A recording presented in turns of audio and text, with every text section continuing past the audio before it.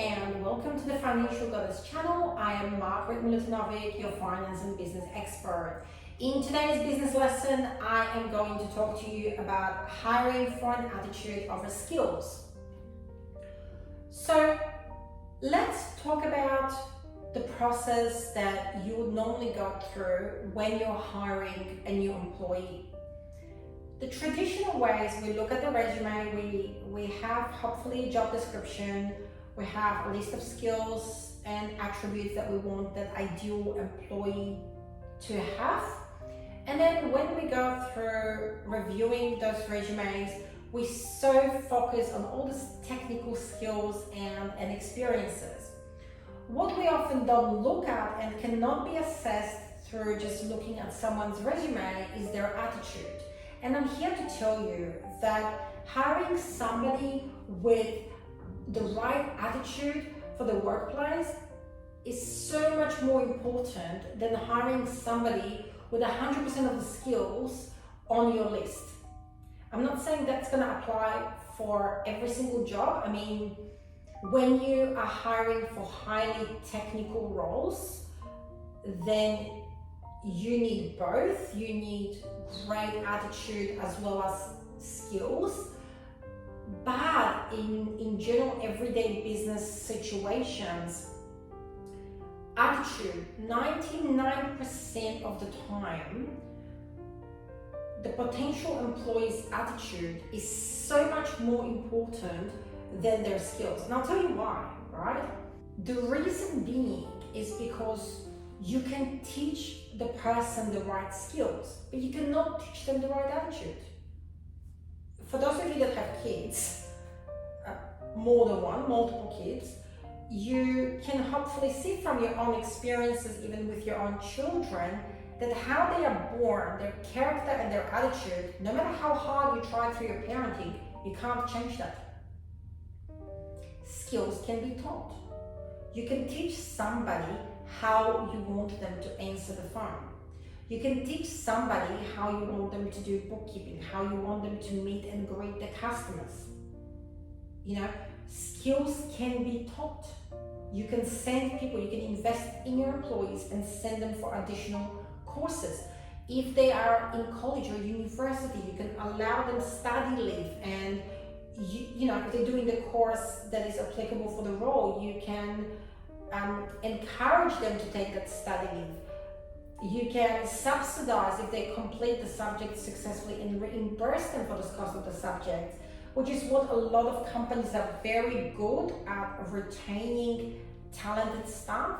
That's what they do because they see it as an investment. But what you cannot do is fix an attitude. So I would encourage you that when you go through the hiring process, what you need to focus on is that person's mindset. You gotta focus on their attitude. If they have the right attitude from day one, you can teach them anything. And provided you nurture their talent and you look after them and you train them properly, this is your long-term employee that can grow with your business. You know, if you hire somebody with a really bad attitude, with really poor attitude, but they have highly technical skills, I guarantee you they will cause you problems, and you know, they'll give you a lot of headache. Not to mention, if you have other team members, they can create a very toxic culture. Bad attitude is like cancer. You get one hire wrong in your business, and they can spread that negativity, that toxic culture, the toxic attitude can very quickly spread through your team, and you're gonna end up wasting so much time dealing with their BS and dealing with their drama and putting out fires and resolving conflict between them and other staff and them and suppliers and them and customers. It's not worth it. Your time is not going to be productive, and your company culture is going to suffer, and even to the point that you might have good employees that are going to walk out the door if they don't see you addressing that issue. So, what kind of attitude do you need to have what kind of attitude do you need to look for? These few key trends, feel free to add as many to this list as possible, and of course, depending on the line of work and industry, it will change. Frontline workers, customer service, hospitality staff, there might be certain different attributes that you need to look for. But what I do when I go through the hiring process, and look, sometimes I get it wrong too. Some people are great actors during the job interview, and thankfully that's minority of the people. Majority of the time I can see through people's bullshit, but occasionally there are people that slide through the cracks, and I can tell you, they have their answers done really well, they slip through the cracks, and then it causes you a headache. So, what attributes you should look out for, what attributes I look out for over skills? I think the first one is the can-do attitude. When you get the person who might not have the skills, but they're willing to get out there and they're willing to learn, that is a great employee to have on your team, because you can teach them the task or you can send them into a course, but they have the right mindset. They want to learn. They want to acquire the skills. They want to be more useful for your business. So that's great for you. The second attribute that is really important is employees that are looking for companies that have good company culture. Employees that treat their company not as just a job that they got to, but they really genuinely want to be part of the team. And people like that are fantastic because they really help to shape your culture. Every person that you hire for your business will shift the energy of the culture of your team, either in positive or negative direction. So you have to be mindful that you're hiring people that are team players. And you're hiring people that take pride in your company. Which brings me to the third one in terms of attitude, is that you're hiring people that believe in your company and they already know about your company and they want to be part of it. The reason that's important is because let's say you have two potential candidates, and for argument's sake they both have equal skill level, but one of your potential candidates that you're considering for the role tells you during the job interview that they've applied for 100 jobs and they only applied for your one because it's closest to home. They have no questions for you, they know nothing about your business, and to be honest, you get the feeling that they couldn't care less to be there. On the other hand, you have another candidate that walks through the door. They've done the research, they love your company, they share similar values, they believe in your vision, they believe in what you're trying to achieve. The candidate that is already your biggest fan, the candidate that already loves your company, loves your product, or is using your product, is using your service, is gonna do so much work because they're gonna share that enthusiasm and they're gonna spread positive word. We talk about the word of mouth marketing. They're gonna be proud to be part of your company and they're gonna spread that positive word about your company. They're gonna rave about you. That's great, An employee that doesn't really care and it's just there because you have a position vacant, they're not gonna stick around long term. You're gonna find out what motivates them, but if it's because your job was closest to home, something else will come up, they will take that. If it's because of the pay, somebody else offers them a little bit more money, they will go there. They don't have real connection with your brand. They don't really get your product or service, and that also means it's gonna take them a lot long to grow it, but you can't teach passion.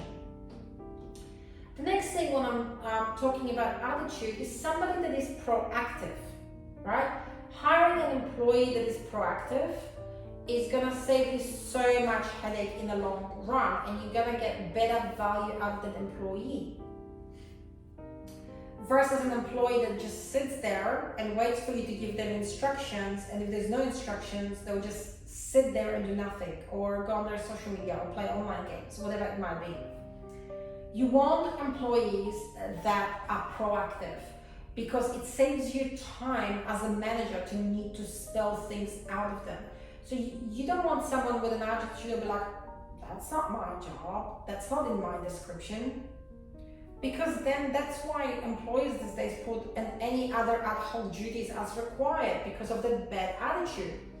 If you have an employee that has a proactive mindset, then you don't need to worry about micromanaging them. When they finish doing the task that you give them, they will have a look around and do what needs to be done. I'll give you an example. A couple of years ago, I hired a receptionist, and she's interviewed really well, and it came to working for me, and she was the opposite of proactive. And again, during the job interview, I asked those questions, I sussed it out, we got her through agency, and they've gone through all the checks and seemed all good, but somehow she managed to fly under the radar and wasn't really proactive. So when it came to working in my office and being at the front reception desk, she would do what I would tell her to do, but the moment that I was with clients in my office, if say another client walked through the door, she wouldn't ask them if they wanted tea or coffee or glass of water, which is our standard procedure, because she wasn't proactive unless I would tell her to do that. So that impacts on customer experience. If I was sitting with a client, she wouldn't think, okay, there is this customer's there, somebody made a mess or left a glass in the waiting area, I should clear it up. I'm not doing anything, maybe I should just, wash this couple of cups in the kitchen sink, there's no one here. She wouldn't think about the customer experience. If there was a rubbish or say that cockroach on the floor, she wouldn't be proactive about doing something about it, she'll walk straight past it. Versus an employee that is proactive, you don't have to tell them. When I was young, when I first started my career, my very first job was working for Target, and I was the checkout chick. I was doing other jobs, I was doing a checkout chick. And as I was doing my role, if I finished dealing with my queue, because I was proactive, I would take steps, like if my friends, if my colleagues had large line, I would walk up to the customers in the line and say, excuse me, would you like to come through to my line? I would, make sure I sorted out the coat hangers. I would fix up next to the cash registers, the displays at the stand. I would look for ways to keep myself busy. If I saw that one of the kids was walking through with their parents and they just dumped rubbish, a packet of chips on the floor, I would pick it up, I would put it in the rubbish bin. I was very proactive. Even as I was working through Target, through different departments and aisles, going for my own break, and there was a customer that looked lost, I would approach them and I would ask them if they needed any help and direct them. Oh God, that's not my problem, or I'm on my break. That was never my attitude, If there was a rubbish on the floor, if there was a lost child, any kind of situation that I saw, I would see a need and I would automatically default to wanting to help people and fix the problem. I think, but it's not my problem. My job description is a checkout chick, and so that's what I need to do. I just operate the cash register. Well, that's not the problem. I'm on my break now. This customer is cutting into my break. I only have half an hour. I need to go get food, eat, and come back. And when you hire people that have the right attitude, that are proactive, your workplace is going to thrive. Your business is going to thrive because you have everyone working, creating great experience for your customer or client. And also because they are proactive, if something is not working, they are going to give you a feedback about it. And many times they might even come up with a solution. That solution might not work, but by having proactive people come and offer you feedback, that's fantastic. When you grow a team, you no longer dip into every single role. You can't see every single issue, every single pain point.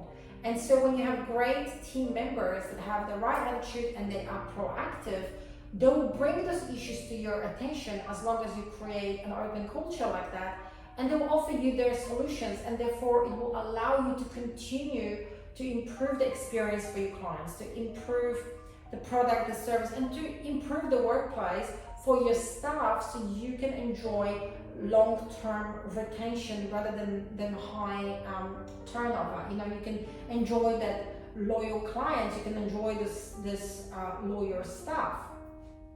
Skills, on the other hand, skills are important. But if you have a choice between getting somebody with skills with bad attitude and somebody with no skills but with a good attitude, I would always go with a good attitude, because skills can be taught. So that's my lesson for you for today. Higher attitude over skills any day of the week. Hope you enjoyed this business lesson, and I'll see you real soon.